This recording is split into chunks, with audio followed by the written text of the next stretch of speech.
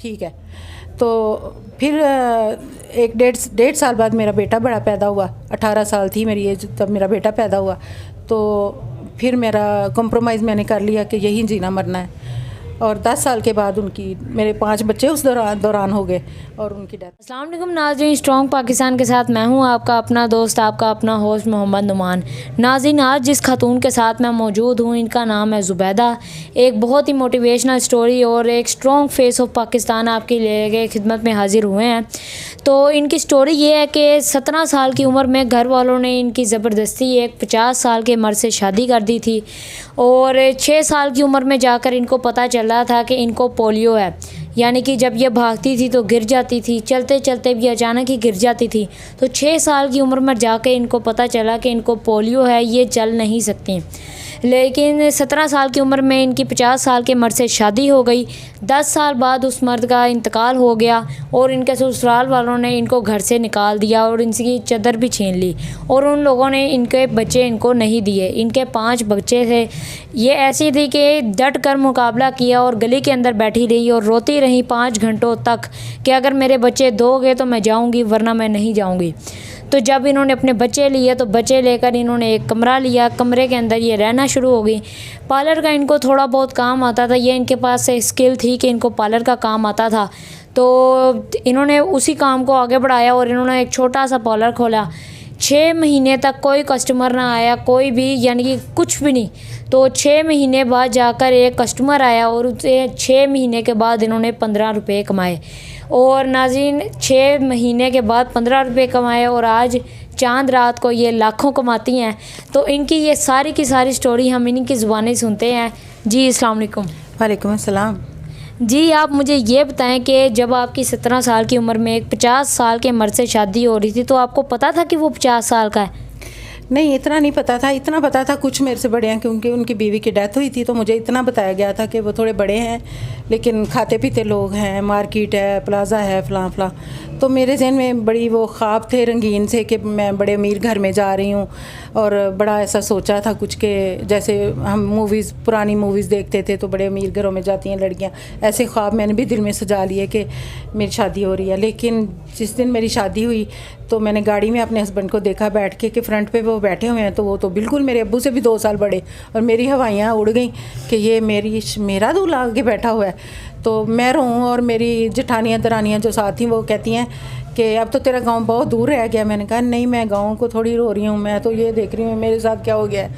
तो फिर जो अच्छे घरों की बच्चियाँ हैं वो क्या करती है। एक तो मेरी पोलियो की वजह से शादी हुई थी। मेरी कोई ज़बरदस्ती नहीं थी कि उन्होंने ना ही, उस ज़माने में बेटा पूछते ही नहीं थे बच्चियों से, जो माँ बाप ने कर दिया बस ठीक है। तो फिर एक डेढ़ साल बाद मेरा बेटा बड़ा पैदा हुआ। 18 साल थी मेरी एज तब मेरा बेटा पैदा हुआ। तो फिर मेरा कॉम्प्रोमाइज़ मैंने कर लिया कि यही जीना मरना है।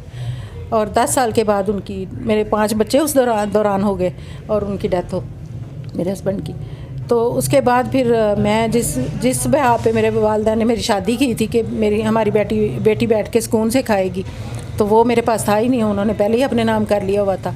तो बाद में वो बच्चे भी नहीं मुझे दे रहे थे। कह रहे थे कि बच्चे अगर मतलब हम रख लेंगे तो उनका ज़हन होगा कि चलो नौकर चाकर बना लेंगे बच्चे।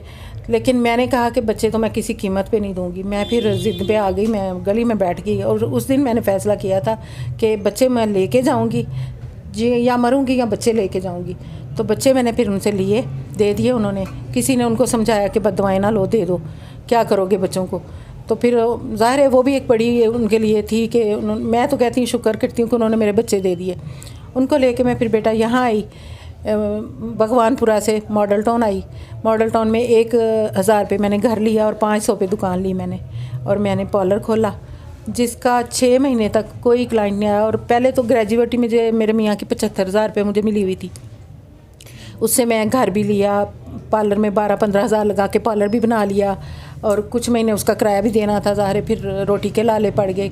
एक टाइम ऐसा भी आया था कि मैंने उधार, ये रास्ते में आपने देखा होगा, यहाँ रास्ते में एक तंदूर है, वहाँ से मैंने लिख के पर्ची बच्चे के हाथ भेजी कि 10 रुपये की दाल रोटी दे दें और मेरे पास खुले पैसे नहीं, मैं कल दे दूँगी।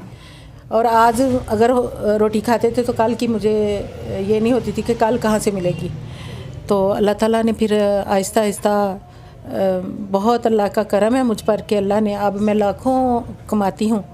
चांद रात पे तो पहली चांद रात मैंने 250 की लगाई थी और बहुत मैं खुश हुई थी कि अल्लाह तेरा शुक्र है तूने दिए हैं। तो इस तरह बेटा मैंने लाइफ गुजारी है बड़ी स्ट्रगल के बाद। तो आज मेरे बेटे बच्चियाँ शादीशुदा हैं, सब अपने घरों में आबाद हैं।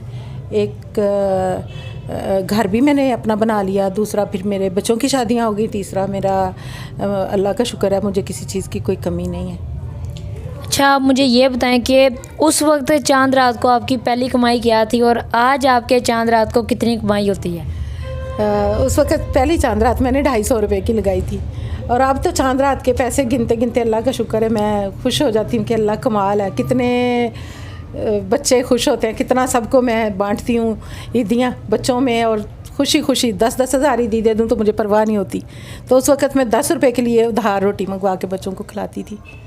अच्छा, आप पोलियो की वजह से चल नहीं सकती, तो उस वक्त आप यानी कि किस चीज़ के ऊपर चलती फिरती थी? कोई व्हील चेयर थी या क्या था? नहीं बेटा, उस वक्त पोलियो में नॉर्मल लोगों की तरह नहीं चलती थी, लंगड़ा के चलती थी, लेकिन मैं चलती थी, घर का काम भी करती थी, बच्चों को संभाल लेती थी। बहुत दुबली पतली थी, आप को मैं पिक देती हूँ, आप अपने चैनल में वो भी लगाइएगा। जब मेरे बच्चे थे तो उसके बाद की वो पिक हैं मेरे पास पड़ी हुई हैं, मैं आपको देती हूँ। मैं बहुत दुबली पतली थी और बहुत सारे लोग आके मुझे गलत रास्तों पे डालने की भी कोशिश करते थे कि भाई ये क्या बैठी बैठी 10-10 20-20 के रुपए के लिए तुम बैठी रहती हो सारा दिन। लेकिन बेटा मैं सोचती थी आज मैं बच्चों का हलाल खिलाऊंगी तो नेक निकलेंगे ना, कल को यही आगे से खड़े हो गए तो मैं क्या करूंगी। तो मैंने इस मकसद के लिए कि मैं बच्चों को लिया है वहाँ से कि मैं इनको हराम खिलाऊं, तो मैंने कहा नहीं, मैंने हक हलाल का नवाला देना है इनको। और अल्लाह ने मेरी बहुत सारी दुआएं ऐसी हैं कि कभी कोई रद्द ही नहीं की उसने। अल्हम्दुलिल्लाह मैं जितनी शुक्रगुजारी करूँ अल्लाह की उतनी कम है। तो आप जब चल रही होती थी लंगड़ा कर, तो रास्ते में लोग आपको तंग करते थे? बेटा तुम ये बात तो ना ही पूछो, मैं गिर जाती थी तो मेरे घुटनों से ब्लड निकल आता था। कोई शलवार मेरी नई ऐसी नहीं थी होती जो घुटने से पहले दिन ही नहीं पट जाती थी, गिर के फर्श पे गिरती थी या ईंटों पे गिरती थी तो वो मेरे घुटनों पे कभी गोश्त आया ही नहीं था। तो मैं फिर भी आती थी रोज़ाना और ऊपर कुछ लगा लेती थी पायोडीन या कुछ, तो मैं रोज़ आती थी, रोज़ बच्चों के लिए रिज़्क़ की तलाश में निकलती थी और अल्लाह ने मुझे इतना नवाजा है कि मैं उसकी शुक्रगुजार हूँ। नाज़रीन, ये एक स्ट्रॉन्ग फेस ऑफ पाकिस्तान है। तो आप आवाम को कोई एंड पे मैसेज देना चाहें कि जो लोग कहते हैं कि हम ये नहीं कर सकते, हम वो नहीं कर सकते, ये हो गया वो हो गया, तो आप उनको क्या मैसेज देना चाहेंगे? नहीं, आप हिम्मत करें तो इंसान सब कुछ कर सकता है, कोई भी इंसान कमज़ोर नहीं। वो भी इंसान देखे हैं मैंने जिनके पाँव होते ही नहीं हैं लेकिन वो बहुत कुछ कर जाते हैं। कुछ लोग हैं हर तरफ से तंदुरुस्त हैं, सेहतमंद हैं, लेकिन उनको आदत पड़ी हुई है बस हाथ फैलाने की, वो फैलाते हैं। तो मैं ये कहूँगी कि आप अपने अंदर की हिम्मत को कभी ख़त्म ना होने दें। विल पावर से आप बहुत कुछ कर सकते हैं और आप करें, क्योंकि अल्लाह ताला ने फरमाया कि जो आपके हाथ की कमाई है ना उसमें मैं बरकत डाल देता हूँ, और हाथ की कमाई से जो मज़ा आता है ना वो मांगने से या हाथ फैलाने से कभी नहीं आता। तो आप तो नाज़रीन, आपको मैं बताता चलूँ जो अब आकर इन्होंने सबसे बड़ा जो काम किया है, एक तो इनका पार्लर माशाल्लाह से चल ही रहा है और काफ़ी अच्छा चल रहा है। इन्होंने एक और पार्लर बनाया, लेकिन इस वजह से नहीं कि ये दूसरा पार्लर होगा, ये दूसरा पार्लर इन्होंने गरीबों के लिए बनाया है कि कोई भी गरीब बच्ची यहाँ पर आकर जो मुस्तहिक है, जो सीखना चाहती है, वो यहाँ पर आकर इनसे सीख सकती है। 6 माह का वो कोर्स होगा। जो स्क्रीन पर मेरी नज़र आ रहा है वो पार्लर इन्होंने गरीबों के लिए बनवाया है। और अगर इनके पास कोई सीखना चाहता है पार्लर का फ्री काम तो वो यहाँ पर आ सकता है। मॉडल टाउन एस ब्लॉक के अंदर एस ब्लॉक के एंड पर जाकर कोई दिलकशा रोड है, वहाँ पर है इनका फातिमा ब्यूटी सैलून। कोई भी यहाँ पर आ सकता है और आकर फ्री पार्लर का काम सीख सकता है। तो मुझे आप ये बताएं कि वो काम कौन सिखाएगा? वो काम मेरी बेटियां बहुएं, मैं खुद भी हूँ, क्योंकि सुपरविजन तो मैं ही करती हूँ। बेशक मैं काम नहीं कर सकती, मैं टिप्स तो रोज़ रोज़ नई क्योंकि मेरा एक एक्सपीरियंस है काफ़ी ज़्यादा। तो यहाँ सिखाने के लिए मेरी बेटियां हैं, मेरी बहू है और बच्चियाँ आए इंशाल्लाह 4 घंटे सिर्फ एक दिन में निकाल लें और मैं इंशाल्लाह उनको अपना स्किल दूँगी। तो कितनी मोटिवेशनल स्टोरी थी। अगर आपको इससे कोई मोटिवेशन मिली हो तो आप हमें कमेंट बॉक्स के अंदर ज़रूर बताइएगा। अगर आपके पास कोई मोटिवेशनल स्टोरी या कोई हैरत अंगेज़ चैलेंज है तो आप हमें स्ट्रॉन्ग पाकिस्तान पर इनबॉक्स कर सकते हैं और सामने स्क्रीन पर नंबर भी चल रहा है। तब तक के लिए दीजिए अपने मेज़बान को इजाज़त। अल्लाह हाफिज़। Thank you so much.